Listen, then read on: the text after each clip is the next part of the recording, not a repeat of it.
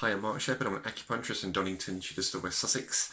Today is Quote Monday, and today's quote is just quite simply "Rebel, Rebel" by David Bowie. Why? Because I wanted something with rebel in it. And the reason is that nausea and vomiting in Chinese medicine is described as stomach qi rebelling upwards. What does that mean? Well, when you're eating something, where's it supposed to go? It's supposed to go down. So the qi, the energy, whatever, from the food goes downwards. Also, it gets a bit more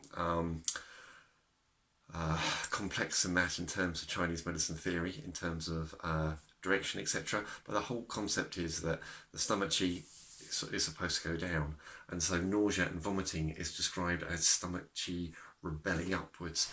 And I think that's such a kind of lovely descriptive term to talk about nausea and vomiting. Now, nausea and vomiting is absolutely horrible. So, you know, if you ever had to suffer with long-term nausea, it is just entirely unpleasant. And it can come in various different forms, or for various different reasons. It can be due to medication, it can be due to pregnancy, it can be used due to travel, it can be due to nervousness. There's a whole range, or maybe where you've just eaten the wrong thing and had stomach food poisoning, and just that whole fragility of your digestion has just persisted for such a long time. And in terms of looking at nausea, when you're looking at it in someone, from an acupuncture point of view, depending on the style that you're doing, there's going to be some different questions that arise, because nausea isn't just one thing. It depends on the treatment approaches in different acupuncture theory can depend on different things, such as is it worse for eating or is it better for eating?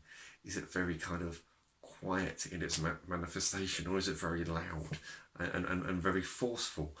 So there's all sorts of different factors that can be involved, but those are just a couple of them.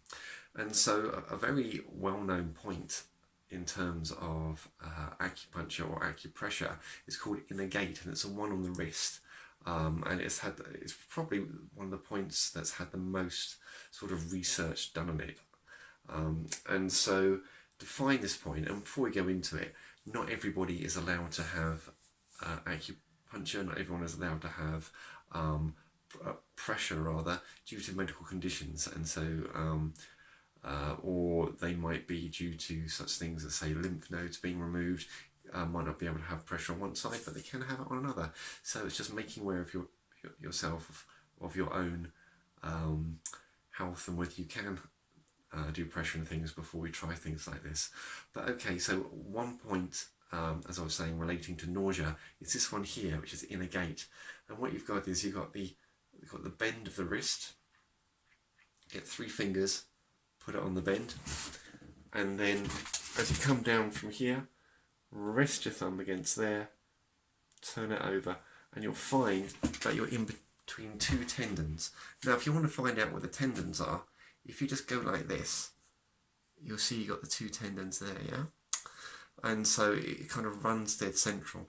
Now, some people, about 9% of the population, only have 1 tendon there. So if you only find 1, don't panic. Well, then sometimes the tendons are very close together. Sometimes, like me, they're quite wide apart.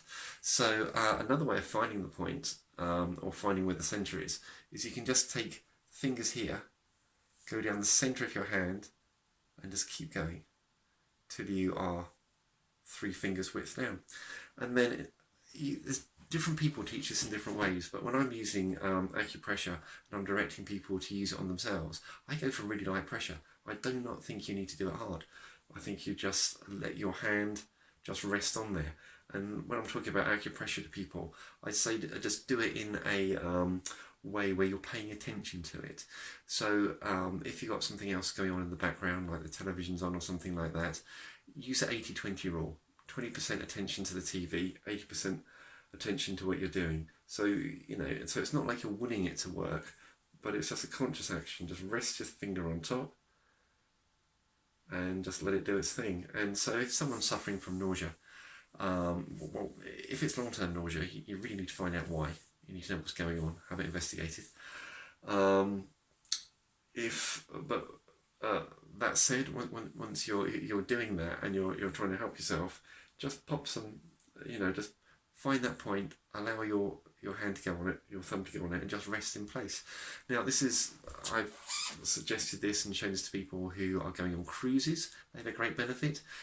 People in cars have a great benefit. So it can be with motion sickness, and it's something you can do with other forms of sickness that's coming along, such as due to pregnancy or medication, etc.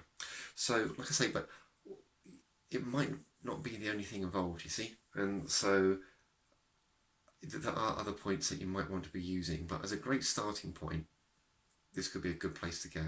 If someone came to see me for acupressure or acupuncture, then I would get a full history and see what's actually going into the mix, and see how selective we can be with our points and any other advice we can give. Anyway, so I hope that's interesting. So Rebel Rebel was a quote for today, for Quote Monday. This point here, inner gate, this is actually a really lovely calming point, as well as being used for benefiting the digestion. It's quite good for helping the chest as well. It's kind of opening up the chest and just letting things relax. So it can be very, very good on the relaxation, de-stress, unwinding. So when you're looking at it from a acupuncture theory point of view. So have a great rest of your day, and look forward to catching up soon. All the best.